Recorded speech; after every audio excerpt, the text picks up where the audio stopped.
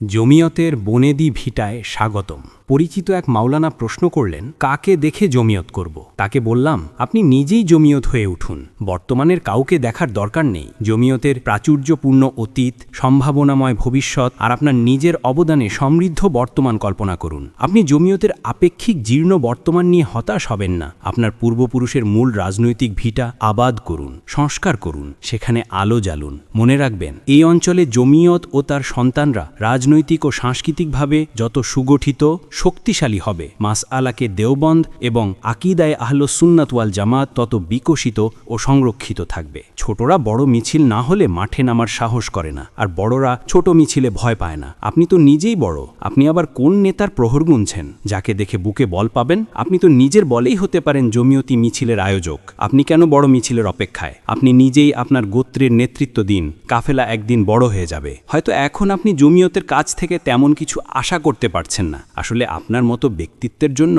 নগদে কোনো কিছু পাওয়ার দরকারও নেই। কিন্তু আপনি জমিয়তের ঐতিহাসিক ভূমিতে শ্রম দিন। অদূর ভবিষ্যতে অনেক বড় সুফল পাবেন। আগামী প্রজন্ম পাবে। দেশ ও জাতি আপনার কাছে কৃতজ্ঞ থাকবে। আমাদের আকাবির ও আসলাফের মান সমুন্নত হবে। আপনার অবদান আমাদের কওমি অঙ্গনে সমূহ কল্যাণ বয়ে আনবে। আখেরাতে আল্লাহ রাব্বুল আলামিনের দরবারে আপনি তার উত্তম প্রতিদান পাবেন। তাই আসুন জমিয়তের বনেদি ভিটা আবাদ করি। হাতে হাত রেখে সামনে চলি। আল্লাহ আমাদের সহায়। ভালো লাগলে আমার MNK পেজে ফলো দিয়ে সাথে থাকুন। ধন্যবাদ।